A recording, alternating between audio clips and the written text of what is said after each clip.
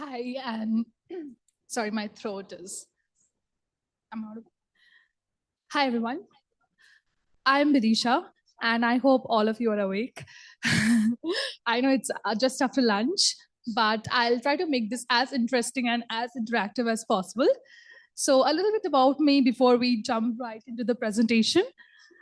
Currently, I'm a SD3 with Salesforce, and before this, I was working with the core player team with Disney Hotstar. Before that, I was working in Make My Trip. And currently, I work on UI as well as backend. But recently, I got a lot of exposure on the front end side of how LLMs work. And so, my topic for today is building a cursor grade UI. So, before I jump into this topic, how many of you have used tools like Cursor, ChatGPT, and things like that? Yeah, almost everybody, right? Right. So, can you talk about some of the UI issues that you have come across while you have been using this application?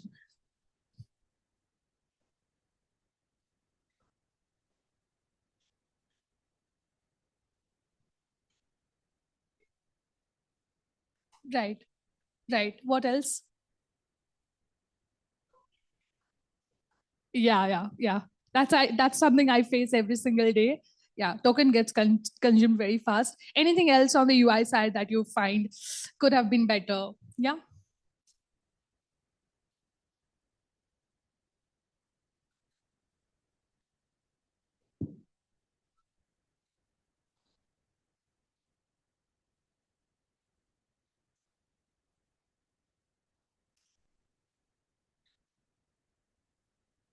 Yeah, I have faced this problem with cursor mostly. Yes, that's correct. That's correct. Okay, having said that, I have seen a lot of other problems as well. And when I thought about if I was today given to build a LLM like Cursor, which is like an orchestration over the actual LLM models, which just is like a UI, how would I do it? And what are the problems that I would face?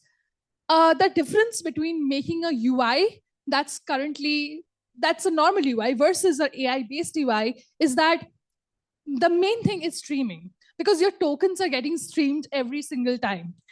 And the reason behind this is that without the token streaming, you will not get a dynamic output. So, unlike other React apps, unless you're talking about streaming apps, this UIs need to deal with dynamically changing state. Are we all on the same point now? Right? Now, some other issues that I face and some other things that I think is important is that apart from token streaming as well, so all of us have faced this thing that while I will give an example. All of us more or less use ChatGPT, right? Yeah. So every time you type something and GPT doesn't answer it correctly, you go ahead and type a query before it finishes, right? So that's something you are actually interrupting the output of a LLM, right? Again, you can also have other issues. For example, your tool call. So what I mean by tool call, if you have used things like Cursor, you will know that, let's say I ask Cursor that, oh, can you also give me a architectural diagram on a tool like Figma or Mermaid chart based on my code base. So this is a tool call because this is calling some other application inside. So even during a tool call, it will take some time. And all this needs to be handled by the UI. How are we going to do it now? Let's dive deeper. Okay, first let's talk about tokens. Like, what are tokens, right? Think of token as the basic building block with which the AI generates its output, right? Now, what happens behind the scenes whenever we type a query? A lot of us, a lot of us might think that whenever we type a query, the prompt just goes in and we get a sort of output. But what we don't know and don't understand, just now someone told me that token gets consumed very, very fast. The reason behind that is the tokens, the input also includes whatever chat context you have, the chat history you have, the prompt of the chat, as well as every other conversation that you have had before, any internal tool calls, all those also get added as part of your first prompt. And this full context is received by the LLM. Next, based on this context and semantic search, it creates a next token, which is the smallest unit. After it creates a next token, it appends to the context. And this is how things get done. You get the whole output. Now, this process goes on until the model that you're using gives the signal, say stop. Now, how does this give this signal saying stop? We'll see that in the following slides. Okay, before diving into how it sends a stop signal and all of that, some other issues that I have faced is that, as I said, like there can be partial input that we have provide. The model output can be interrupted, like I mentioned. There could be midstream tool execution, right? So all of these are caveats that we need to, as engineers on the UI side, have to handle. Now let's understand how streaming reaches the browser. Whenever you get an output, usually the browser sends the output in form of chunks. Now, these chunks not always are full sentences or have a meaning. These chunks are basically your HTTP streams where it can be broken. I'll give you an example. For example, you have asked something, how is the weather today? Your first chunk might say, the weather today, and stops at D. Rest of the text, it will come chunk by chunk. So how does that happen? Because it's not sending the entire output all at once, right? It's sending it via chunks. Now, how, if you're trying to stream this will be a terrific UI experience. Like the user can't really see the UI well, and the user will run away probably. We don't want that. So how are we going to ensure that these chunks are processed in such a way that we don't really wait for another chunk and process it as fast as possible with meaningful output? Here comes the concept of readable stream. Using readable stream, we wait for these chunks to appear, and using a decoder, if you can see in the diagram, I've said the stream value is true. So that means continuous streaming. We'll be able to see that the chunks appear one by one. And how are you going to ensure that a meaningful sentence is created? All AI models define a meaningful sentence by some signals. These signals could be the type of message that you're receiving. For example, maybe OpenAI gives a response like the type of message is text ended, right? So by that, we are able to understand, okay, the message is ended. So think of it like a stack. Unless and until we get this signal, we'll add all of this in this buffer. This buffer actually appends all of this. And whenever we complete, it's like putting things on a stack. And when the stack completes, we send a callback. And this callback is an event, right? So let's say your how is the weather today's response comes in 3 chunks. Only when it receives a delimiter at the end, then it will append anything and send the event. Now, this is just a sample code of how we do it. Is that first we are trying to get the response body, we are trying to decode it, and let's add it to the buffer in the last line, as we can see, unless until we get that breakpoint. So this done ensures that we are able to get a single event and we're able to break at the correct point. This is your delimiter, basically. Now, another thing is that stream parsing is pretty hard. Why? Because consider this scenario. You can have multiple events per chunk. For an instance, let's say that your question's answer is divided into multiple events, and these events are distributed randomly in the chunk. There could be also cases where the chunks are even splitting JSONs, which is very difficult. So for all of these cases, we are using a famous pattern called the stream adapted pattern. And this is something that even OpenAI uses today. And let's talk about it. So what happens in this pattern is that it doesn't matter the kind of chunks that you receive today. The chunks are firstly messaged into events, and this event messaging happens in the things like reducer, the reducer UI. Like we all always use this hook called use reducer, right? So use reducer might be used for this. Why? We'll come to that as well. But first, let's understand what happens. So between the time you get the response from the backend, which is your LLM, versus when you show it in the UI, there is this adapter that comes in.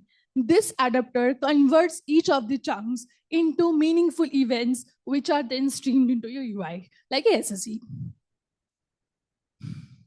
Why are we using use reducer for this state, not use state? Because there can be many event types, there can be many transitions, there can be complex messages, multiple block types. What I mean by block types is, consider a scenario where you are trying to code things out and you need some help, right?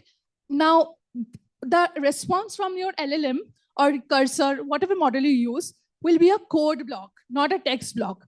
So you understand that there is a difference between code block and text block, how they should be parsed, how they should be handled. So this is where we need a use reducer, not a use state. Also, I mean, use state would do something like it will patch in a string consistently, which we don't want. We want blocks. And these are the common event types.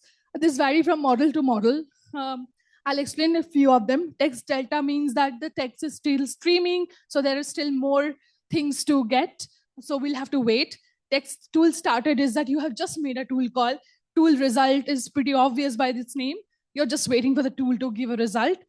And then block finalized is that your paragraph block has ended, maybe a code block will start. So the type A block has ended, something like that, right? And so on. So what we do essentially is that we use a reducer to get the kind of blocks, and then we send this to the UI state to get the output. I'll come more into details of how we plan the architecture of such applications in a few slides. Now, one more important thing, why blocks, not blobs? So a lot of time when we talk about UTF-8 and such things, we think why, like we talk about blobs a lot, right? Because blobs are majorly used. But here in this case, we use blocks just because, just like the reason why I mentioned a few times back, that every block can be of different type. Like you see, it can be of paragraph type, code type, diff type. Diff type is like, show me the difference between code, like file X versus file Y. So that's your diff type. And every message is a set of blocks.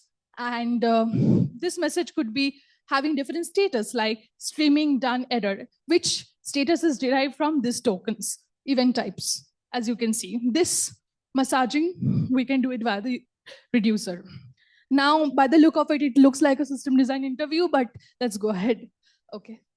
Let's talk about rendering strategy. Now, whenever you build a chatting application, what happens is that this is common, right? This strategy is pretty common. That on the, we use memo a lot, and we use that so that the re-render doesn't happen again and again. It's a very similar pattern even here. So think of ChatGPT. So the UI has the whole UI has an app shell. The message list container is nothing but a virtualized list. It's like where you can scroll, and we keep the DOMs virtualized because we don't want a lot of DOM nodes to appear. That's why limited, we just keep the nodes that are visible only on the UI, right? Basic concept of virtualization.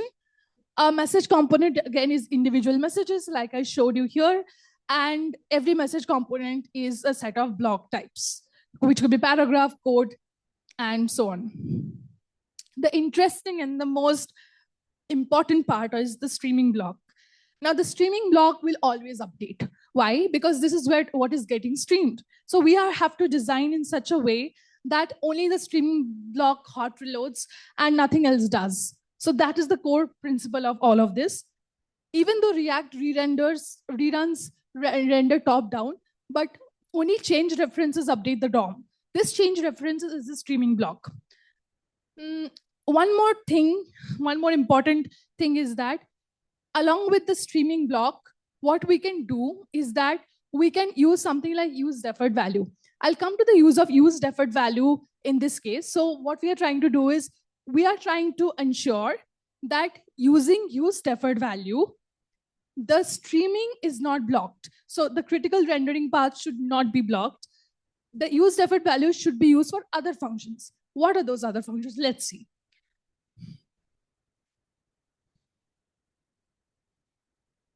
Right. So as we can see, we are talking about optimizing the paragraph block. This is just one of the block types.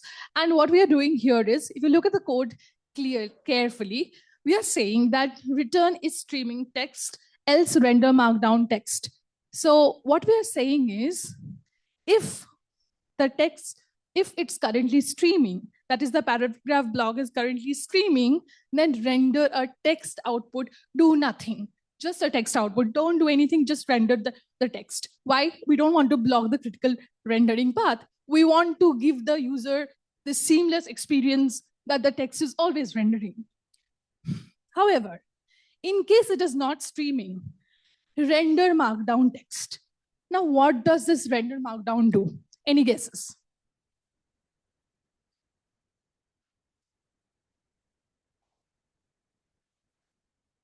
Yeah, right. Thanks. Right. So this render markdown is basically, like I told you, right, that it can give a code block, it can give a diff block, it can give a paragraph. The formatting of all of this will be different. Like, how would you feel if a code block is not shown like a normal text? You would feel what a bad editor this is, right? So that's what we are trying to do here. We will defer this and not block the main thread. As a result, if you notice, even with GPT, it happens. Sometimes you get the text, but the coding highlight happens a little bit later. It lags a bit. This is the reason, right? They are using something similar.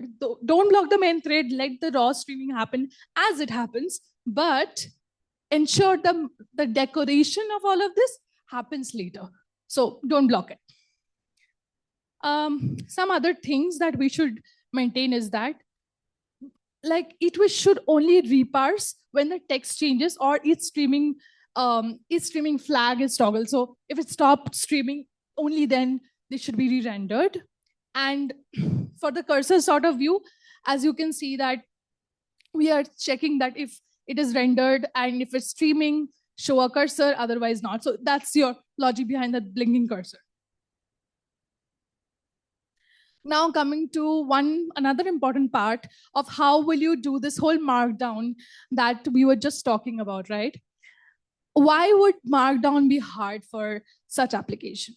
Reason, it can get text like Python def hello, an open bracket and nothing else in the first chunk. So we'll have to wait for the chunks to load in order to get the whole value. Unless and until that happens, it looks like the whole UI is broken, because if you start parsing from there, at some point, the compilation happened and it would think like this is just a syntax error, right? Because it doesn't close. So for all those cases, we can use various strategies. One of them I just mentioned, that if it is a code block, just render the raw text first. After a few seconds, then you do the highlight or markdown.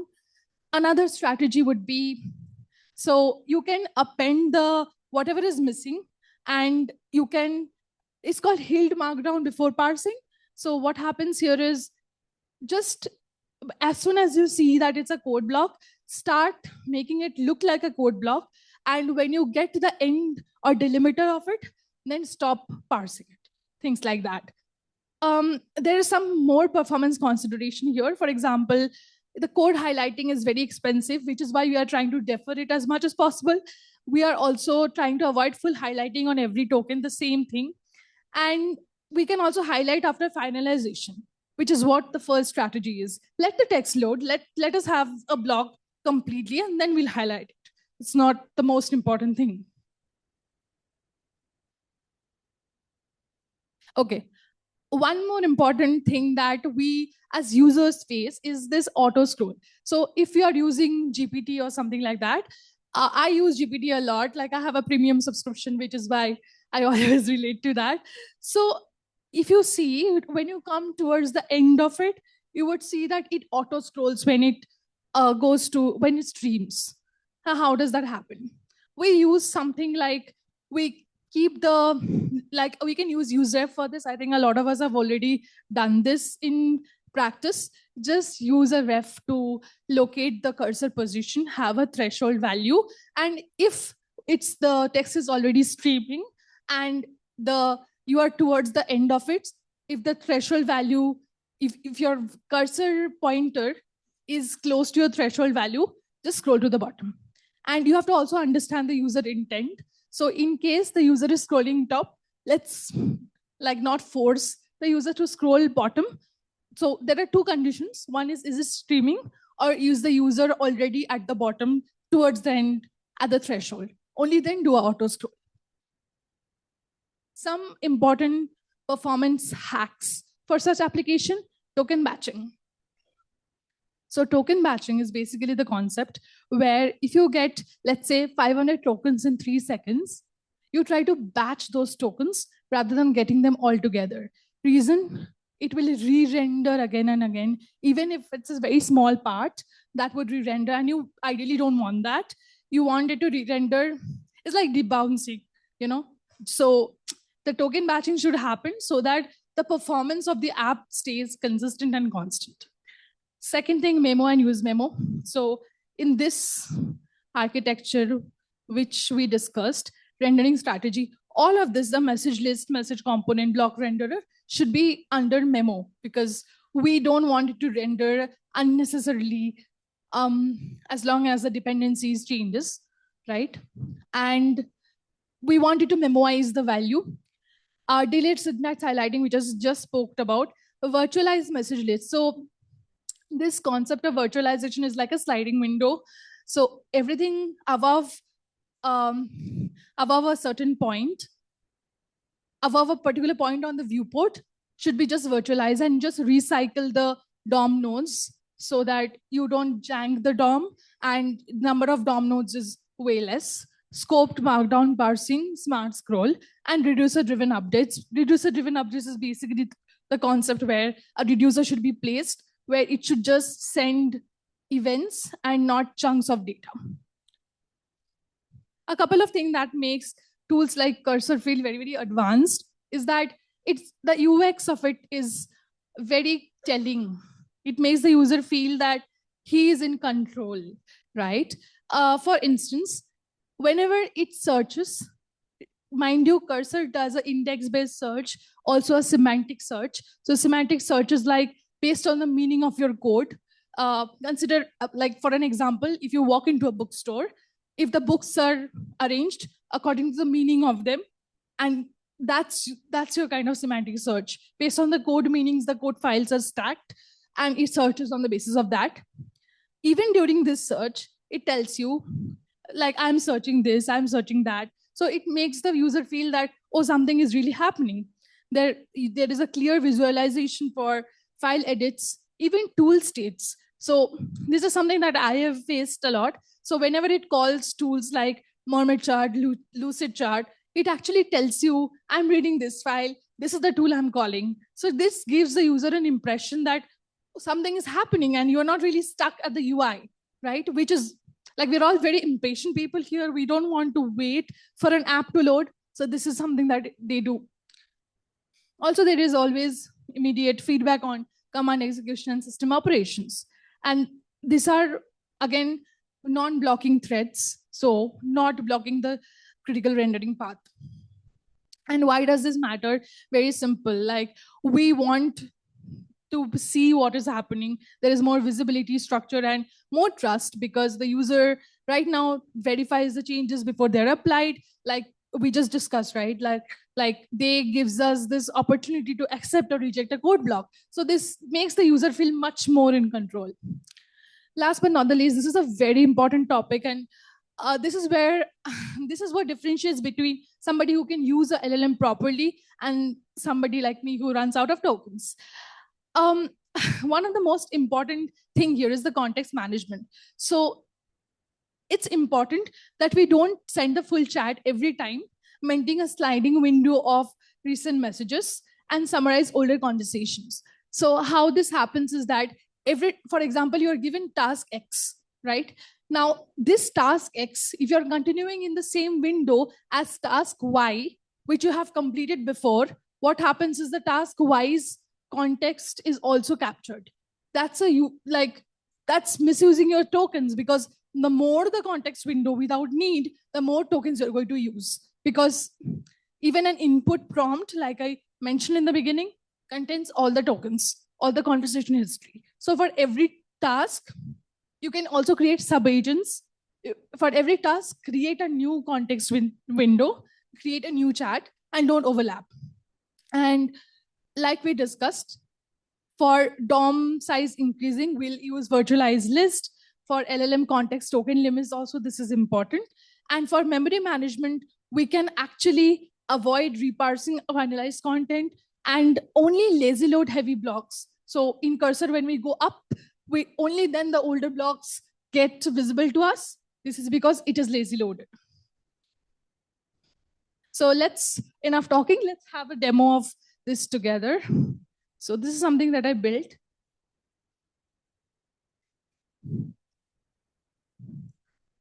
Using all the principles that we just discussed. So as you can see, I have given a prompt and this is just loading it, streaming it. And it's also showing what changes have been applied to the code base.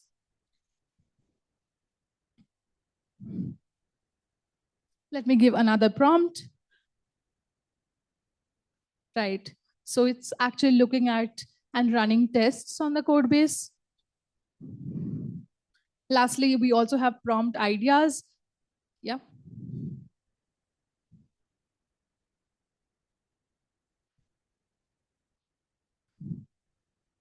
We can either send or clear. Okay, last but not the least, the code link of this is attached here. So if you just want to have a look, go ahead and let me know any improvements if you feel like. And yeah, let's stay connected.